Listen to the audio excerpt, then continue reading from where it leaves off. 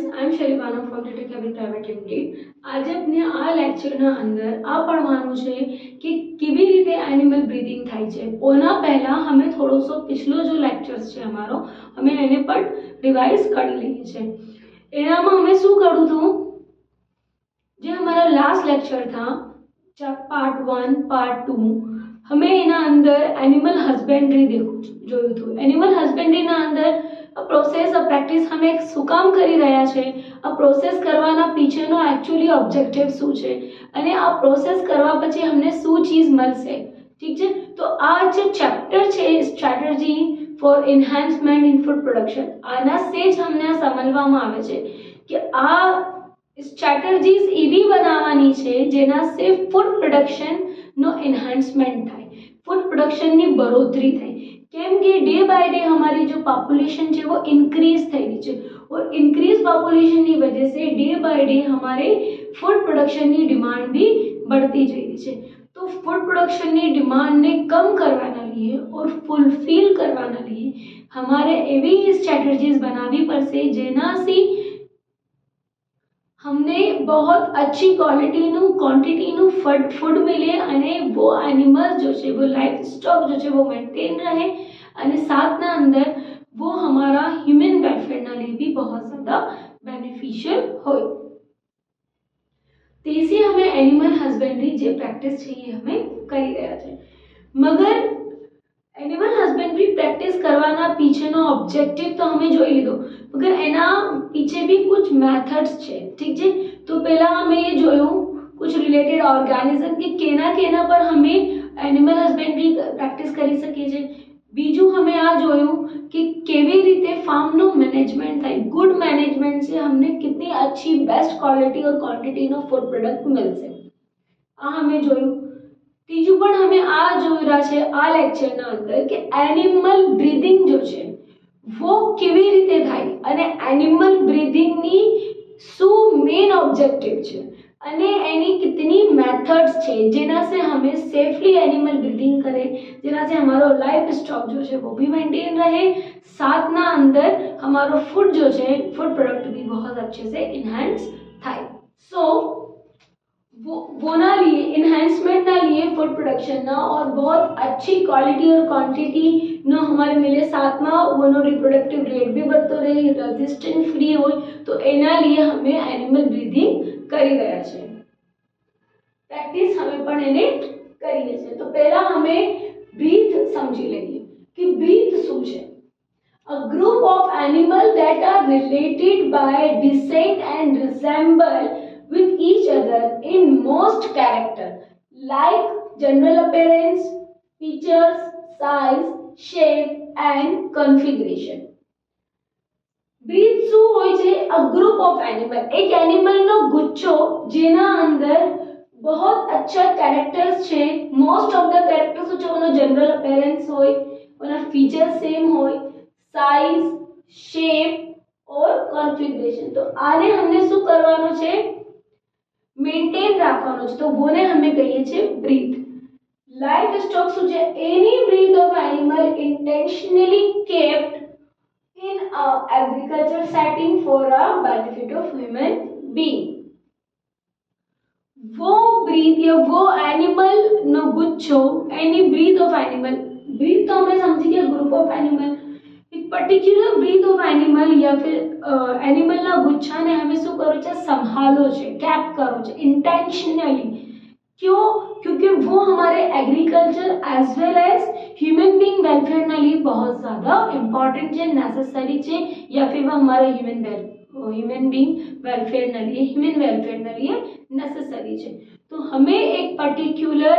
Breathe ना गुच्छा ने या ब्रीथ ने ग्रुप ऑफ एनिमल ने इंटेंशनली संभालो छे, उन्हें बोले छे लाइफ स्टॉक। अगर हमें हमारा लास्ट लेक्चर ना पॉइंट ऑफ व्यू से देखें तो 70% life stock population are present in India and China. India और चाइना ना अंदर 70% लाइफ स्टॉक पॉपुलेशन है, क्लियर। 25% पूरा वर्ल्ड ना अंदर है। तो सबसे ज्यादा लाइफ स्टॉक मैनेज कहाँ થઈ રહ્યો છે? इंडिया और चाइना ना अंदर।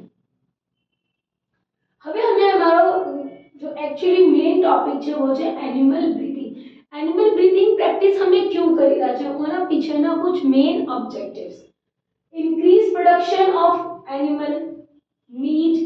एग, वूल एक्सेट्रा। हमारे इंक्रीज करવું છે આનો પ્રોડક્શન, जो प्रोडक्शन છે वो हमारे लिए सफिशिएंट अमाउंट में નથી, उन्हें हमें इंक्रीज करवाना लिए एनिमल ब्रीथिंग करी से सुपीरियर क्वालिटी ऑफ मिल्क, अच्छी क्वालिटी नो हमारे मिल्क चाहिए। अगर हमें वो सुपीरियर क्वालिटी ना मेल और फीमेल लोग ब्रीथ करावी से सॉरी हाँ ब्रीदिंग करावी से, तो ओना से हमारे बहुत सुपीरियर क्वालिटी नो प्रोजेनी मिल से, जो सुपीरियर क्वालिटी नो प्रोजेनी से वो बहुत अच्छी क्वालिटी नो मिल्क देसे, जेना में प्रोटीन कंटेन, कार्बोहाइड्रेट कंटेन बहुत अच्छी क्वालिटी नो हसे। सातमा उनी साइज और हेल्थ बहुत अच्छी हसे, कोई पर्टिक्युलर ऑर्गेनिज्म नहीं, और हमें उनो क्रॉस ब्रीड करावे तो हमारी बहुत अच्छी क्वालिटी नु मीट मिलसे, एवी रीते एग भी मिलसे, અને वूल भी हमारे शिप से बहुत अच्छी क्वालिटी नु मળી જશે। बीसरू, हमें अगर हेल्थी और रेजिस्टेंट ऑर्गेनिज्म जो कि डिसीज रेजिस्टेंट ऑर्गेनिज्म नो सुपीरियर डिसीज रेजिस्टेंट ऑर्गेनिज्म जो बहुत जल्दी बीमार पड़ता है, जेनो इम्यूनाइजेशन बहुत अच्छो छे, इम्यूनिटी पावर बहुत अच्छो छे, वो ने हमें अगर क्रॉस ब्रीड करावी से तो जो प्रोजेनी हमारे मिल से वो भी इम्यूनिटी पावर बहुत स्ट्रॉन्ग हसे। तो resistant of various disease, increase productive life ने इंक्रीज करवाना लिए, उनकी लाइफ बढ़ावाना लिए, इम्प्रूव ग्रोथ रेट, बहुत सी वक्त ब्रीड्स ની ग्रोथ रेट बहुत कम હોય છે, तो ઓનો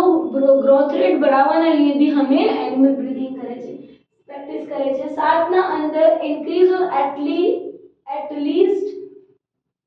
एक्सेप्टेबल रिप्रोडक्शन रेट ने भी बढ़ावाना लिए हमें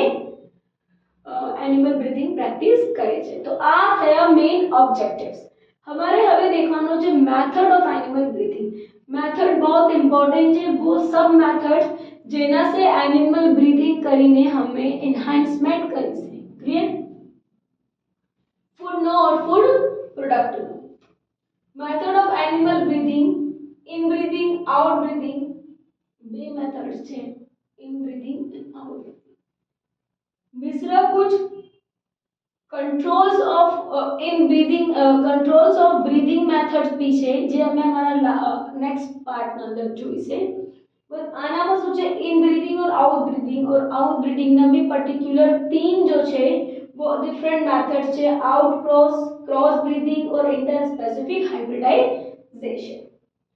तो હવે हमें देखिए छे हमारो next point inbreeding. In breathing ना अंदर શું થાય છે? Inbreeding, when breeding is between animal of same breed ना एक ज ब्रीथ ना एनिमल ना साथे ब्रीथिंग करवो उन्हें बोले छे in breathing. Mating of more closely related individual, वो बेबी ने मैट करवो जो कि बहुत एक दूसरे से क्लोजली रिलेटेड छे, जिना ऑफस्प्रिंग जो छे वो कॉमन छे, ठीक छे, जिना सॉरी एंसेस्टर्स जो छे वो कॉमन छे। क्लियर? इन ब्रीथिंग प्रोसेस ने हमें 4 to 6 जनरेशन तक रिपीट करी सके छे। अब प्रोसेस ने एक स्ट्रेटजी छे, वो स्ट्रेटजी आ छे कि identification of superior male and female in same breed format, example superior male bull cross mate between superior female, more milk potential, have more milk potential, give the superior progeny or offspring। આનો મતલબ આ થયો कि हमारे वो जो same breed छे जेनो एंसेस्टर कॉमन छे, हमें શું કરું બે ब्रीड जो ब्रीड छे हमें ओनो एग्जांपल आ देखिए कि 10 हमारा पासे बुल छे और 10 हमारा पासे काउ छे, ठीक छे, वो ना अंदर हमें શું કરું वो 10 बुल और 10 काउ में से बेवेना एंसेस्टर जो छे वो कॉमन छे। क्लियर? सुपीरियर बुल ने हमें लीधो, वोनो एंसेस्टर और जो सुपीरियर काउ छे वोनो एंसेस्टर बेवेना एंसेस्टर कॉमन छे, ठीक छे, एक ज एंसेस्टर छे, बट एक बुल छे और एक काउ छे। हमें वो बुल जो कि सब 10 बुलों ना अंदर सबसे सुपीरियर तो जना बहुत अच्छी हाइट थी, हेल्थ बहुत अच्छी थी, डिसीज रेजिस्टेंट तो स्टेमिना बहुत अच्छा, तो हमें उन्हें आइसोलेट करो। सुपीरियर काउ ना अंदर 10 काउ हमें देखी कोना में सबसे सुपीरियर काउ ने हमें लीधी बेवे ने हमें શું કરું क्रॉसमेट करा ओना से जो हमारे सुपीरियर टाइप नो जो प्रोजेनी हमारे मिलो वो भी की वो से सुपीरियर फिर वो सुपीरियर प्रोजेनी ने लिए हमें वो सेम ब्रीड में सेम स्पीशीज ना जेना कॉमन एंसेस्टर છે ઓના સાથે फिर हमें सुपीरियर फीमेल ढूंढी कि अगर वो मेल तो सुपीरियर फीमेल ढूंढी हमें ओना लिए फिर ओने क्रॉसमेट करो तो आ प्रोसेस जो છે आ हमें 4 से 6 जनरेशन तक ज કરી શકીએ છે क्योंकि अगर 4 से 6 जनरेशन से ज्यादा अगर हमें आने करवाने जैसे तो फर्टिलिटी डिक्रीज થઈ જશે इनफर्टिलिटी થઈ જશે क्लियर क्योंकि होमोजाइगोसिटी આવશે कुछ એવા જીન इंड्यूस થશે जो कि अनडिजायरेबल जीन હશે જેને हमारे एलिमिनेट करવું बहुत जरूरी છે तो अनडिजायरेबल जीन ने एलिमिनेट કરી શકે છે ઇનબ્રીડિંગ ને રોકીને ठीक है या फिर वो अनडिजायरेबल जीन जो हमारे चाहिए ज नहीं तो वो इनब्रीडिंग प्रोसेस से इंड्यूस नहीं થાય आगे जनरेशन में वो भी हम एलिमिनेट કરી શકીએ છીએ हमारे उन्हें ओवरकम करू છે कुछ पर्टिकुलर फीचर ने तो भी हमें उन्हें इनब्रीडिंग से हमें उन्हें रोक सके छे साथ ही साथ अगर हमारे इनफर्टाइल कंडीशन चाहिए फर्टिलिटी रिड्यूस करू છે रेट ने तो भी हमें इनब्रीडिंग से फर्टिलिटी क्योंकि होमोजाइगोसिटी થશે बट एक ड्रॉबैक છે कि फर्टिलिटी डिक्रीज થઈ જશે और रिड्यूस फर्टिलिटी ने बोले छे ब्रीथिंग डिप्रेशन क्लियर तो वो ब्रीथिंग डिप्रेशन आनो एक डिसएडवांटेजेस छे इन ब्रीथिंग वो हमें देखी रही है developed homozygosity recessive gene of undesirable character that are eliminated by selection अगर हमें सिलेक्ट करी से ऑर्गेनिज्म ने तो ओना से हमें एक अनडिजायरेबल जो कैरेक्टर छे वो जीन रेसेसिव जीन ने भी हमें एलिमिनेट करी सके छे इनब्रीडिंग में reduce fertility of animal continue inbreeding process अगर चलती रहसे तो फर्टिलिटी जो छे वो डिक्रीज થઈ જશે એના लिए हमें 4 से 6 जनरेशन तक જ કરી શકીએ છીએ practice that called as breathing depression that is called as breathing depression reduced fertility condition it is called as breathing depression maintain good type of feature in animal कुछ अच्छो कैरेक्टर छे कुछ अच्छो फीचर छे तो उन्हें भी हमें इन ब्रीथिंग की मदद से आनो बहुत अच्छो एडवांटेज छे उन्हें हमें मेंटेन કરી શકીએ છીએ તો આ जो થયું આ થયું इन ब्रीथिंग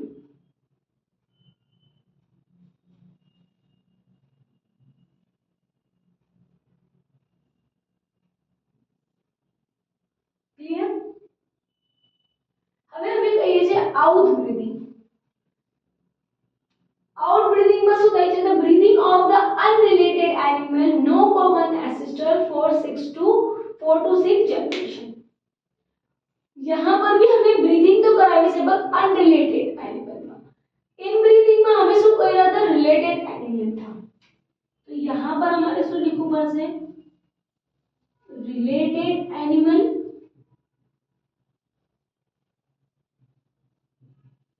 एंड कॉमन एंसेस्टर यहाँ पर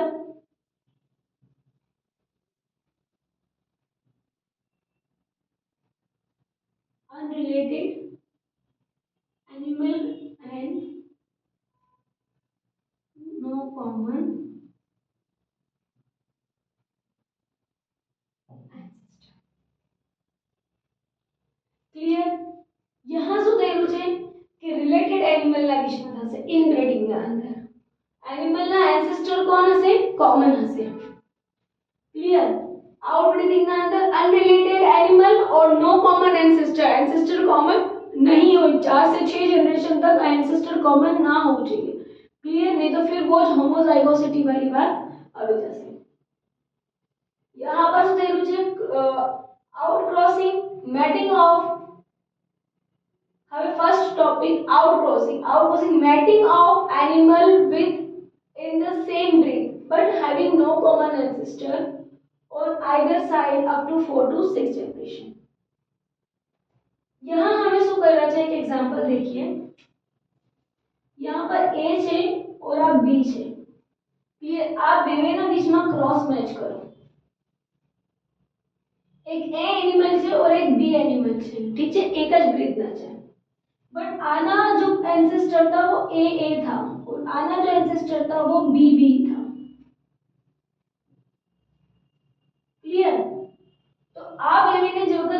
क्रॉस मैच करो, सॉरी આ બે नहीं, तो आ ए जो एंसेस्टर છે ઓના से ए प्रोजेनी છે और बी एंसेस्टर से છે वो बी प्रोजेनी છે। હવે આનો ए નો एंसेस्टर ए છે, ठीक છે, बी कहीं से कहीं तक रिलेटेड નથી और बी નો एंसेस्टर बी છે એ कहीं से कहीं तक रिलेटेड નથી, तो બેવેના एंसेस्टर यहाँ पर कॉमन નથી, ठीक છે, બેવેના एंसेस्टर बिल्कुल अलग अलग છે मगर ब्रीथ एक જ છે, सेम फैमिली છે, ठीक છે, बट एंसेस्टर બેવેના अलग अलग है, तो यहाँ हमें 4 to 6 जनरेशन तक एंसेस्टर कॉमन ना हो चाहिए, तो वो ना हमें शू करो क्रॉस ब्रीड करो, तो हमारे जो प्रोजेनी मिलसे वो केवी हसे ए बी। क्लियर?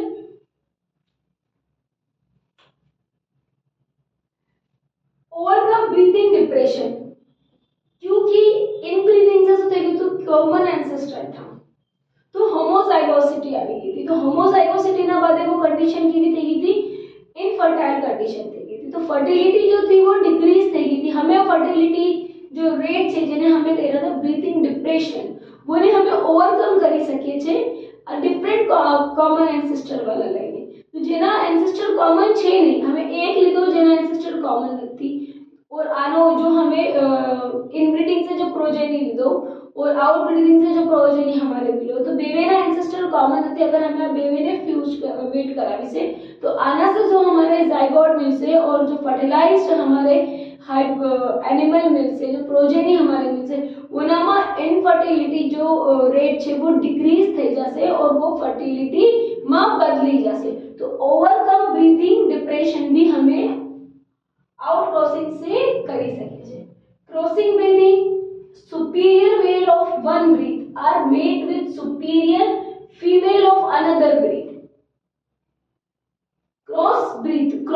मतलब कि बेवे अलग अलग છે, ठीक છે, यहाँ तो हमें कॉमन एंसेस्टर ની વાત કરી રહ્યા હતા कि इतना एंसेस्टर सेम ब्रीड ना છે, बट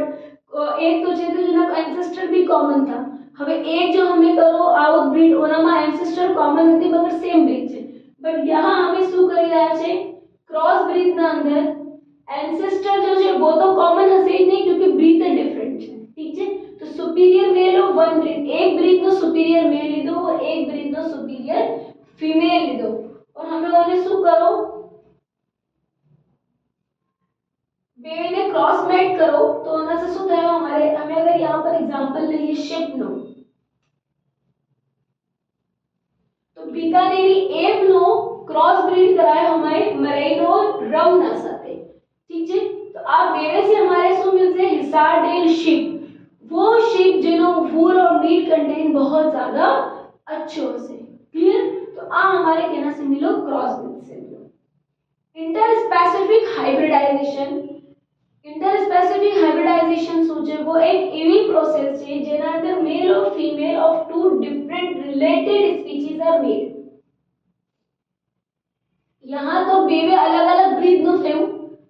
यहाँ पर एक एव છે बीकानेरी एव નો મરાઈનો રમ ના સાથે થયો, ठीक છે, બેવીની ब्रीड अलग अलग છે, one breed are made, superior male of one breed are made with superior male of another breed। Clear? तो हमारे आगे यहाँ पर इंटर स्पेसिफिक हाइब्रिडाइजेशन करेगा है, तो यहाँ पर मेल और female animal of two different related species, बेवेनी स्पीशीज जो છે वो सेम છે मगर बेवे एनिमल डिफरेंट છે, ठीक છે, एनिमल જ डिफरेंट છે बट स्पीशीज सेम છે, तो एक જ स्पीशीज ना बे अलग अलग एनिमल ने क्रॉस ब्रीड करवाओ और वहां से जो ऑफस्प्रिंग या प्रोजेनी हमारे मिलियो છે वो हमारे देखो છે कि वो सो मिलियो છે, तो हमें मेल और फीमेल नो यहाँ पर बे डिफरेंट रिलेटेड स्पीशीज नो क्रॉस ब्रीड करवाया, तो हमारे यहाँ पर एक एग्जांपल हमें मूल नो લીધો છે और एक हमें हनी नो લીધો છે। यहाँ पर हमें देखो कि जो डोंकी है मे डोंकी જેને જેક કહે છે, જેક मे डोंकी जेक नो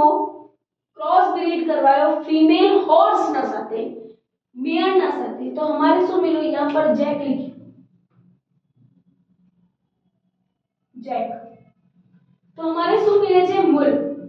वो मूल जो कि एक स्टेराइल इंटरस्पेसिफिक हाइब्रिडाइज છે, ठीक છે, हाइब्रिडाइज ब्रीड છે।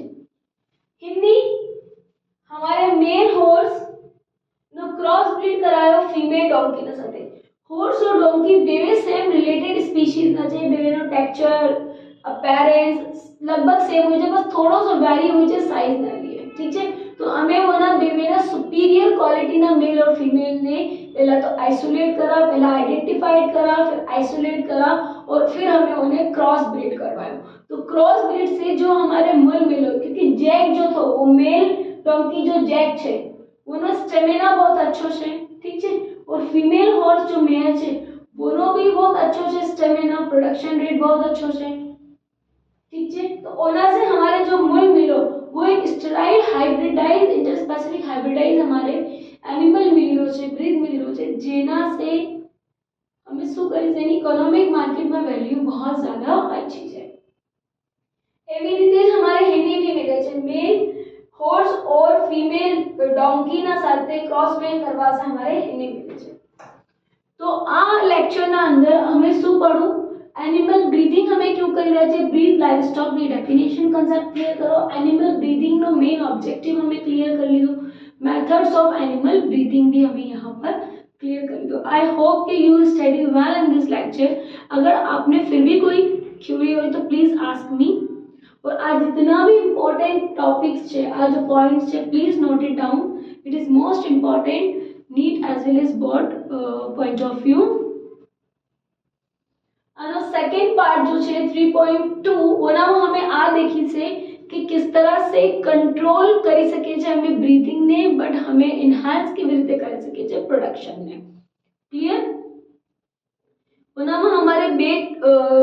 जो मेन टॉपिक्स છે वो છે इन आर्टिफिशियल इंसेमिनेशन और मल्टीपल ओव्यूलेशन टेक्निक जो है वो हमें डिस्कस करी से सो I hope you study well in this lecture. If you have any query, please ask me. Thank you.